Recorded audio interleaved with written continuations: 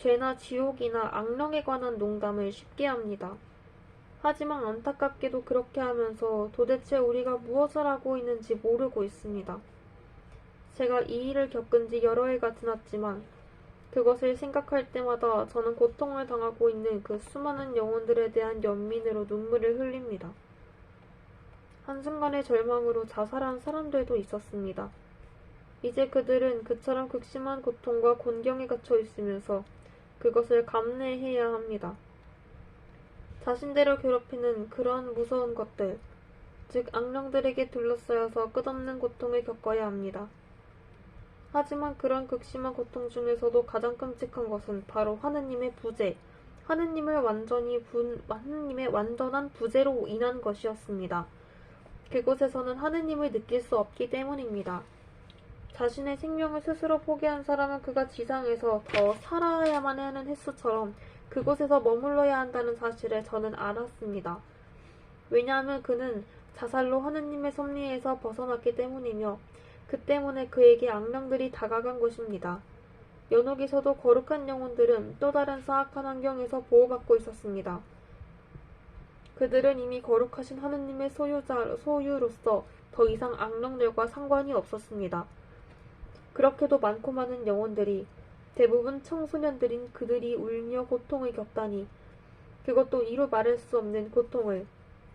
그들이 자살한 후에 닥칠 일을 알았더라면 그들은 분명 그 순간 그가 처한 환경보다 훨씬 더한 고통을 주는 감옥 형벌 같은 것도 참아냈을 것입니다. 그리고 이 모든 것 외에도 그들이 견뎌야 하는 특별한 고통이 있는데, 아직 살아있는 자기 부모나 가까운 친지들이 자기들 때문에 겪는 고통, 지옥, 죄의식을 지켜봐야만 하는 것입니다. 가족이나 지인들은 이렇게 회원을 쏟아냅니다. 내가 만일 그 애를 좀 더 엄격하게 키웠더라면, 내가 만일 그에게 야단만 치기라도 했더라면, 내가 만일 그를 야단치지만 않았더라면, 내가 그와 대화를 했더라면, 이러한 양심의 가책은 너무나 크고 무거워 그들은 지상에 살면서도 지옥의 고통을 겪는 셈입니다. 한편 가족이나 지인들이 겪는 이런 고통을 지상이 아닌 그곳에서 그들이 지켜봐야만 한다는 것은 그들에게 가장 큰 고통입니다. 그것은 그들에게 가장 지독한 고통이며, 악령들은 이것을 즐기며 그들에게 이 모든 장면을 보여주며 이렇게 말합니다. 너의 엄마가 울고 있는 모습을 보렴. 너의 아버지가 고통스러워하는 것을 봐. 그들이 얼마나 절망에 쌓여 있는지 두려움에 가득 차 자책하고 서로 말다툼을 하며 남 탓을 하는지 보려무나. 너가 그들에게 준 고통을 보아라. 이제 그들이 하느님을 어떻게 거역하는지 똑똑히 봐. 너의 가족들을 지켜보렴. 이 모든 것이 다 너 탓이야. 이 불쌍한 영혼들에게 무엇보다 필요한 것은 남아있는 사람들이 더 나은 삶을 시작하며 자기들의 삶을 바꾸며 사랑의 덕을 완성하고 환자들을 방문하며 죽은 이들을 위한 미사를 봉헌하고 주님의 거룩한 성찬 예식에 참여하는 것입니다. 그리하여 고통 중에 있는 그 영혼들은 그것으로 매우 많은 선과 위로를 얻게 됩니다. 연옥에 있는 그 영혼들은 자기 자신을 위해서는 할 수 있는 것이 아무것도 없습니다. 더 이상 없습니다. 하지만 하느님께서는 우리가 봉헌하는 미사의 무한한 은총을 통해 무엇인가를 하실 수 있습니다.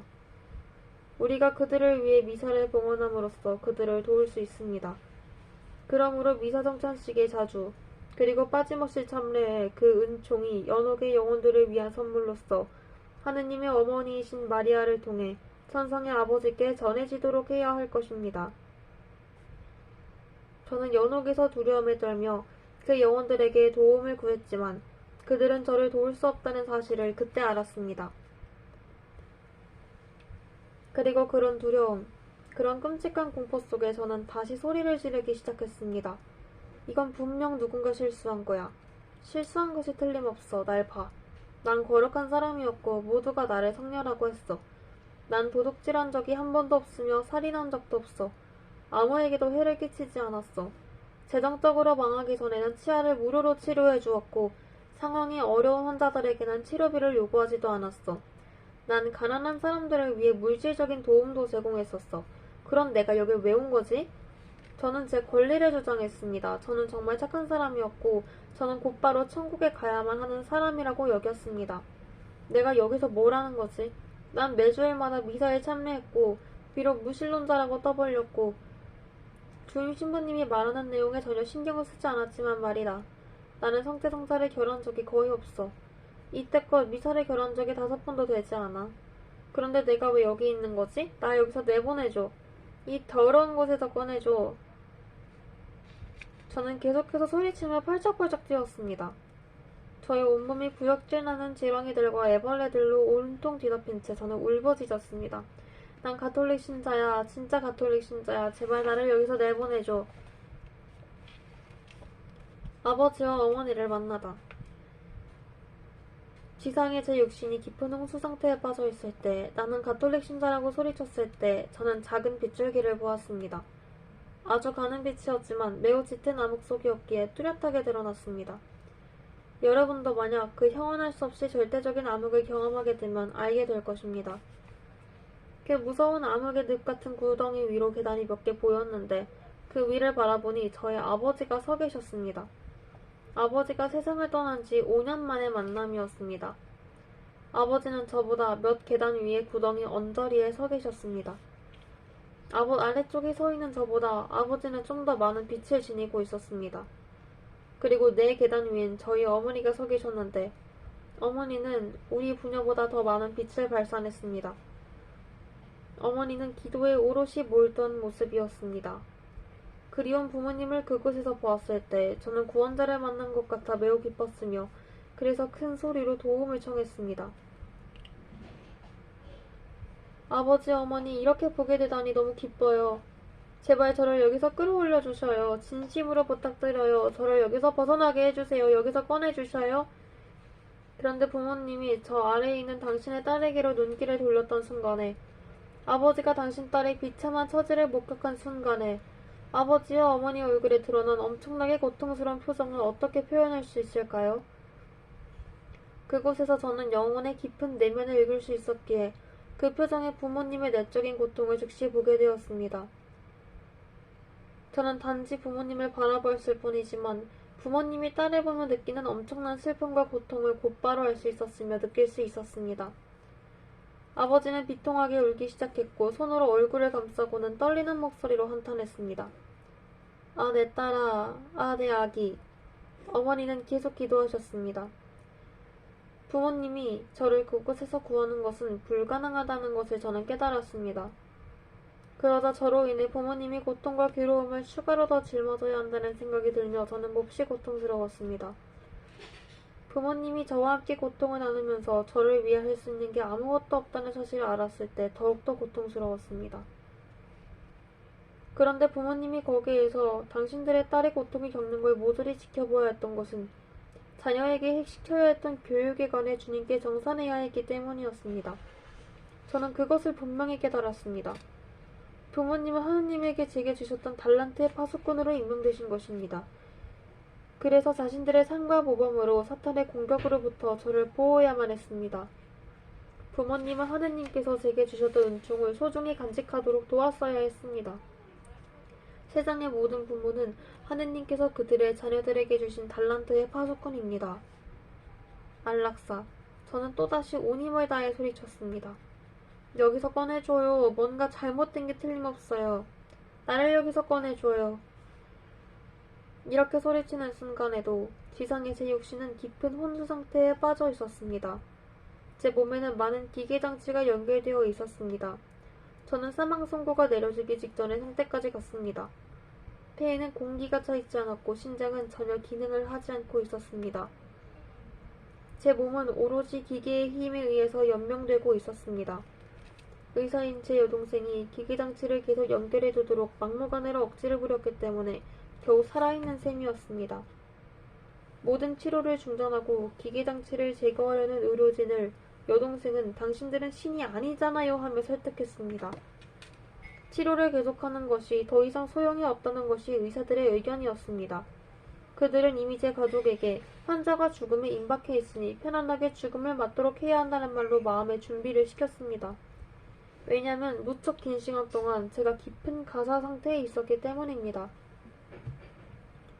하지만 제 여동생은 물러서지 않았습니다. 아, 이렇게 대조적인 상황이 있을까요? 저는 늘 안락사를 옹호했었습니다. 이른바 존엄하게 죽을 권리를. 반면에 여동생은 이미 죽음의 선고를 받은 제 곁을 꿋꿋이 지키고 있었습니다. 그리고 저 세상에 있는 제 영혼이 부모님을 만나 온 힘을 다해 소리를 지르는 그 순간에, 정말 바로 그 순간에 이 세상에 있던 여동생은 제가 부모님을 만나 기뻐 그들을 향해 내지르는 소리를 들었던 것입니다. 하지만 그녀는 제가 지르는 소리를 잘못 이해했습니다. 그 비명을 들었을 때 그녀는 너무 놀라 거의 죽을 뻔했다고 합니다. 그녀는 제 침대 곁에서 분명히 들은 그 비명을 제가 이 세상을 떠나며 마지막으로 내뱉는 단말마인 것으로 여겼습니다. 제가 부모님을 향해 질렀던 비명을 부모님이 저를 영원히 데리고 가는 것으로 해석했습니다. 그래서 그녀도 이렇게 소리쳤다고 합니다. 언니, 이제 정말 가는 거야? 싸움에서 졌구나. 아버지, 어머니가 언니를 데리러 왔구나. 아버지, 어머니 여기를 떠나세요. 제발 여기서 사라져요. 언니를 데리고 가지 말아요. 아직 어린 아이들이 있잖아요. 언니를 데리고 가지 말아요. 제발 언니를 데리고 가지 말아요. 그냥 여기 둬요. 그러자 의사들은 동생이 쇼크 상태에 빠져 그런 것으로 여겨 그녀를 제기서 떼어놓았습니다. 그렇게 여기는 것도 당연했습니다. 왜냐하면 그녀는 너무나 고통스러운 터널을 지나와야 했기 때문입니다. 사랑하는 조카의 죽음을 지켜봐야 했고 그가 한 줌의 재로 사라지는 고통을 맛봐야 했으며 이제는 오늘을 더 이상 넘기기 힘들다는 의사의 선고를 들으며 언니의 죽음에 직면해야 했습니다. 여동생은 그날까지 벌써 사흘째 근심과 초조 속에 시달렸고 잠도 자지 못한 상태였습니다. 그래서 의사들이 그녀가 거의 망가진 상태라고 생각한 것은 당연했습니다. 2. 하느님의 십계명 시험. 아니야, 너는 너의 주 하느님을 모든 것보다 더 사랑하지 않았어. 그분은 너가 곤란할 때만 찾는 부적 같은 존재였지. 불쌍한 처지에 너를 해방시켜달라고, 너가 명예로운 직업을 달라고, 사회에서 인정받는 인물이 되게 해달라고 너는 끊임없이 기도했으며 그 청을 위로 올려보냈지. 묵주기들을 바치오니 주님, 제게 곧바로 돈이 주어질 수 있도록 저를 잊지 말아 주십시오. 하느님의 십계명 시험. 저는 다시 소리치기 시작했습니다. 아무도 나를 이해하지 못하는구나. 나를 여기서 꺼내줘. 나는 가톨릭 신자야. 이 모든 것이 누군가의 실수이며 착각이야. 누가 착각했을 거야. 제발 나를 여기서 꺼내줘. 그토록 절망적으로 소리치는 순간 저는 갑자기 어떤 소리를 들었습니다. 매우 부드럽고 사랑스러운 목소리였는데 바로 천상의 소리였습니다. 그 소리를 들었을 때 제 영혼은 온통 흥분으로 가득 차 전율했습니다. 이어서 평화가 제 영혼 깊숙이 자리 잡으며 저는 상상할 수도 없는 사랑의 감정에 사로잡혔습니다. 그러자 그때껏 저를 에워싸고 있던 어두운 영상들과의 충돌이 모두리 도망치듯 제게서 물러갔습니다. 왜냐하면 어둠의 세력은 사랑을 대적할 수도 없고 평화도 견딜 수 없기 때문입니다. 그것들은 힘없이 바닥으로 떨어졌으며 아무리 주님께 애원한다고 할지언정 그것을 벗어나지 못할 것입니다. 이 모든 일이 제게 강한 인상을 남겼습니다. 형언할 수 없을 정도로 깊은 평화가 저를 감싸고 있을 때 그 매혹적인 목소리가 제게 말했습니다. 그래 좋아. 너가 정말 가톨릭 신자라면 하느님의 십계명이 뭔지 내게 확실히 말할 수 있겠구나. 이 요청은 제게 매우 불리했습니다. 저는 자신을 힐책했습니다. 제가 직접 친 덫에 자신이 걸린 것 같았습니다. 온 세상이 제가 어긴 약속, 제가 고백한 죄를 들을 것 같았습니다. 그 요청에 답을 한다는 것이 너무 두려웠습니다. 그 순간 궁지에 몰린 제 처지를 상상할 수 있겠습니까? 십계명이 있다는 것은 분명 알고 있었습니다. 하지만 그게 전부였습니다. 있다는 사실은 알았지만 내용에 관해서는 백지 상태였습니다. 맙소사 이 궁지를 어떻게 빠져나가지? 어떻게 하나? 포기하지 말자. 어떻게든 되겠지. 첫째 계명, 한 분이신 하느님을 음순하여라. 어머니는 사랑의 첫 계명에 대해 생전에 자주 언급했었습니다. 그런데 그것이 궁지에 몰린 제게 도움이 되었습니다. 어머니의 끊임없던 훈계와 가르침은 정말 헛되지 않았습니다. 어머니도 그것을 기뻐할 것입니다. 당신 딸이 당신의 가르침 덕분에 최소한 완전한 무지를 보이지는 않았으니 말입니다. 저는 그때까지 살아오며 늘 최고의 언변을 자랑했고 융통성을 발휘하며 모든 일을 순조롭게 잘 처리했었습니다. 늘 그러했기에 제가 십기명도 제대로 모를 만큼 무지하다는 사실을 아무도 눈치챌 수 없었습니다. 그런데 그때 제 본래 모습이 적나라하게 드러나고 말았습니다. 저는 대답했습니다. 가장 큰 계명은 하느님을 모든 것 위에 사랑하고 너희 이웃을 너 자신처럼 사랑하라는 것입니다. 그러자 아주 조아란 대답이 들렸습니다. 하지만 그 즉시 친절한 목소리가 이렇게 물었습니다. 그런데 너는 너의 이웃을 사랑했니? 저가 곧바로 대답했습니다. 예, 사랑했어요. 정말 사랑했어요. 예, 사랑했습니다. 그러자 다른 소리가 말했습니다. 아니야. 간단 명료하고 날카로운 부정이었습니다. 여러분은 제 말을 귀담아 들어야 합니다. 아니야라는 그 날카로운 말을 들었을 때 그것은 마치 번개처럼 강하게 제게 내이 꽂혔습니다. 벼락을 제대로 맞은 것 같았습니다. 큰 충격이었고 몸이 마비되는 것 같았습니다. 충격은 거기서 그치지 않았습니다. 그 목소리가 계속 말했습니다. 아니야. 너는 너의 주 하느님을 그 모든 것보다 더 사랑하지 않았어. 더군다나 너의 이웃을 너의 몸처럼 사랑한 적은 결코 없었어. 너는 하느님을 너에게 짜 맞춰서 생각했어. 너가 큰 공경에 처한 그 순간에만 하느님께 자리를 내어드렸어. 그분은 내게 있어 너가 곤란할 때만 찾는 부적 같은 존재였지. 예전에 너가 가난했을 때, 너의 가족이 아주 소박하게 살았을 때, 너가 절대적으로 나은 직업 교육과 사회적 지위를 원했을 때 너는 그분 앞에 엎드렸지. 그래, 그때는 매일 기도했고 기도를 하며 많은 시간을 보냈었어. 너는 오랜 시간 동안 주님께 청원하고 간청했으며 그분 앞에 무릎을 꿇었었지.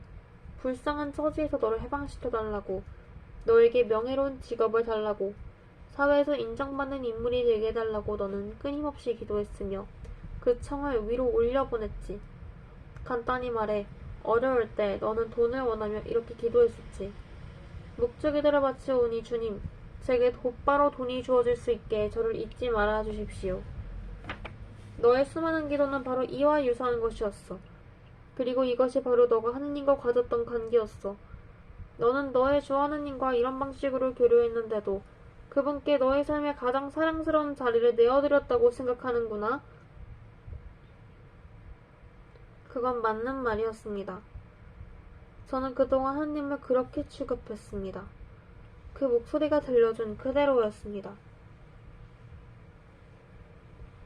제가 이의를 제기하거나 부인할 수 없는 비참한 진실이었습니다. 그것에 덧붙인다면 제게 있어 하느님은 일종의 현금 지급기 같은 존재였습니다. 가끔 묵주기들을 드렸지만 그것은 지폐가 들어가 제게 지급되도록 하는 수단에 지나지 않았습니다. 이것이 제가 하느님과 맺었던 관계의 전부였습니다.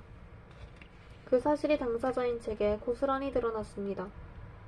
하느님께서 제가 훌륭한 직업을 가질 수 있는 교육을 마칠 수 있도록 허락하시자마자, 제가 사회적 명성을 얻도록 허락하시자마자, 많은 돈을 쥐게 되고 능력이 많아지도록 허락하시자마자 하느님은 제게 별로 중요하지 않게 되었습니다. 제 인생에서 하느님이란 존재는 부차적인 것이 되어버렸습니다. 그와 동시에 저는 모든 것에 자신이 생겼고 우쭐해지기 시작했습니다. 자부심은 인생을 살아가는 데 있어 매우 위험한 걸림돌입니다. 저의 자아가 거대하게 자라났습니다. 그러면서 저는 하느님께 단 한 번도 아주 작은 사랑의 표시를 하지 않았고 하느님께 감사하는 능력을 잃은 지는 오래되었습니다. 왜 그렇게 되었을까요? 모든 일을 제 힘으로 다 이루었으니 당연한 결과였습니다. 저는 완전히 다른 사람이 되었습니다. 그동안 꿈꾸어온 모든 것을 저 혼자 다 이룬 것입니다. 저는 완전히 정님이었고 제가 하느님께 간청했던 것을 더 이상 기억하지 못했습니다. 그때는 제가 하느님께 이렇게 기도하는 게 불가능했습니다. 주님, 이 날들을 더 물어주셔서 감사합니다. 건강해 주셔서 감사합니다. 제 아이들이 건강하게 살 수 있도록 해주셔서 감사합니다. 제가 머리 누일 집을 주셔서 감사합니다. 집 없는 불쌍한 사람들도 도와주시고 그들이 오늘 무엇을 먹고 살아야 할지 걱정하지 않게 도와주소서. 그들에게 적어도 먹을 것을 주소서. 그들을 홀로 내버려 두지 마시고 그들 곁에 계셔 주소서.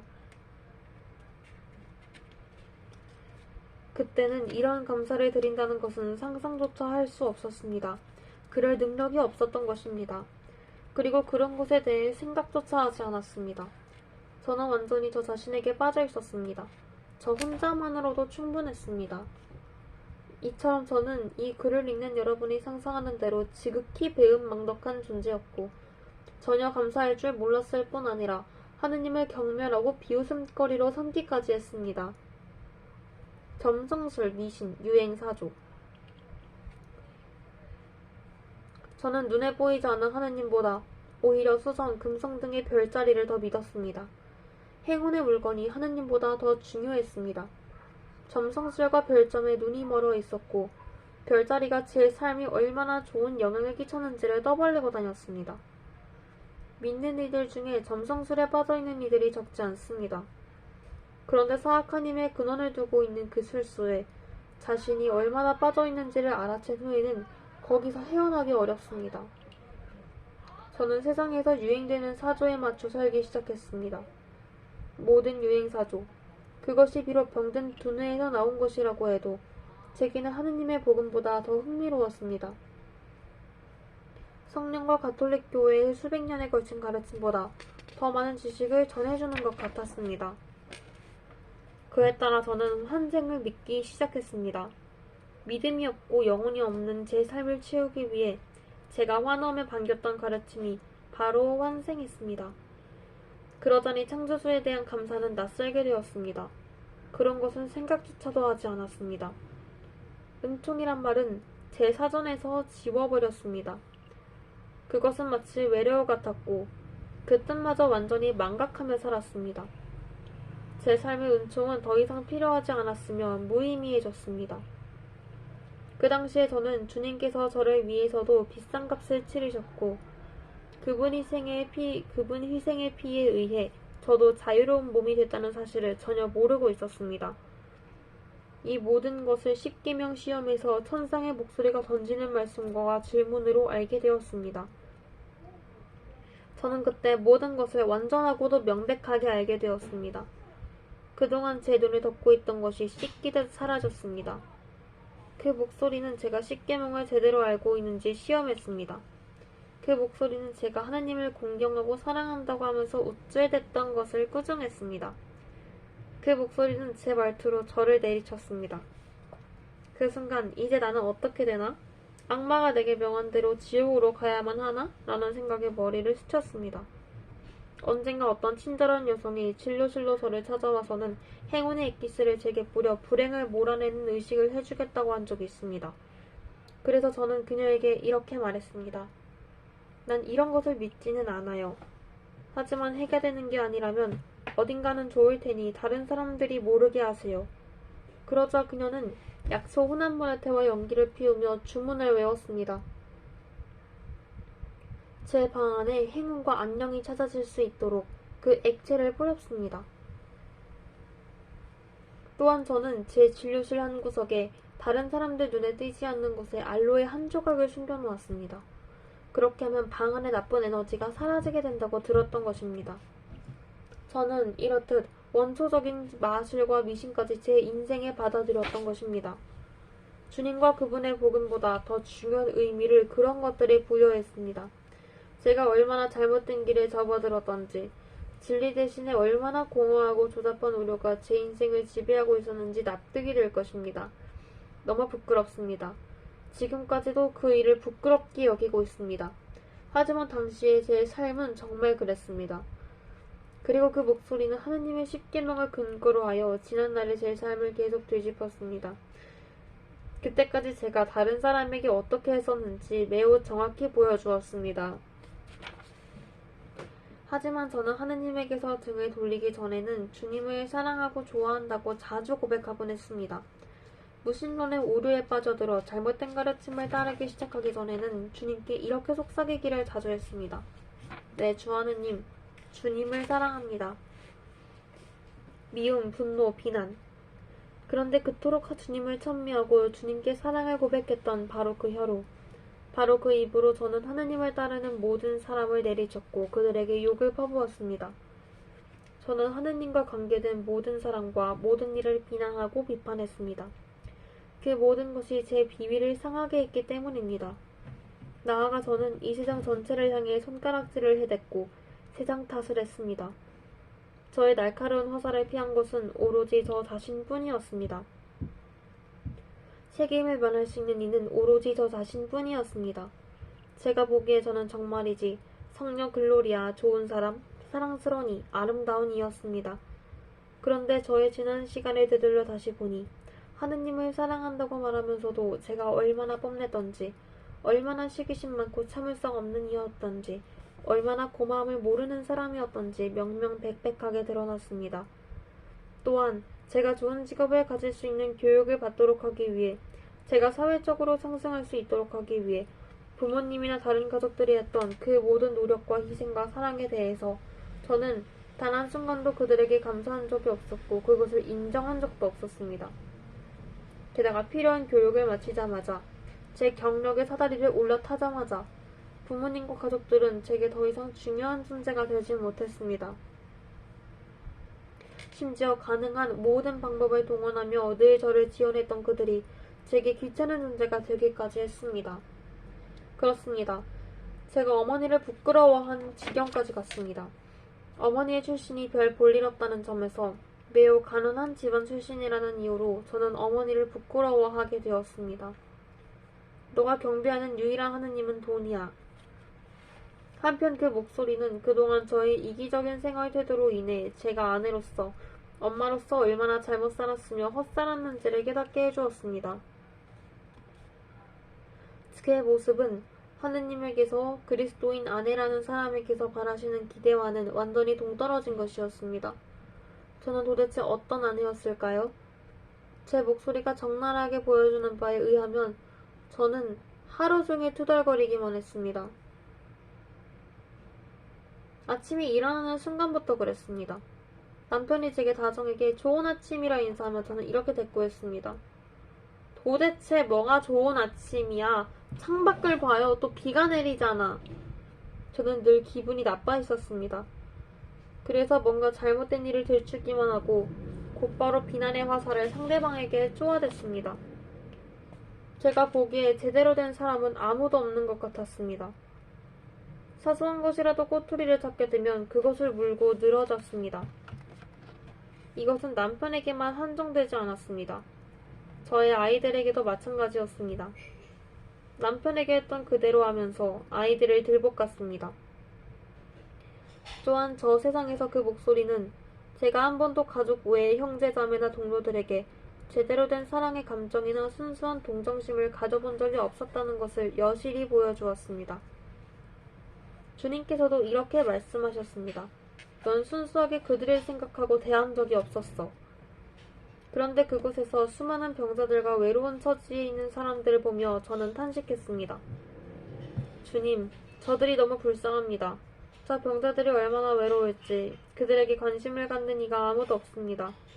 제가 그들을 방문해 그들을 위로하고 그들과 함께 있으며 그 외로움을 덜어줄 수 있는 은총을 제게 주소서.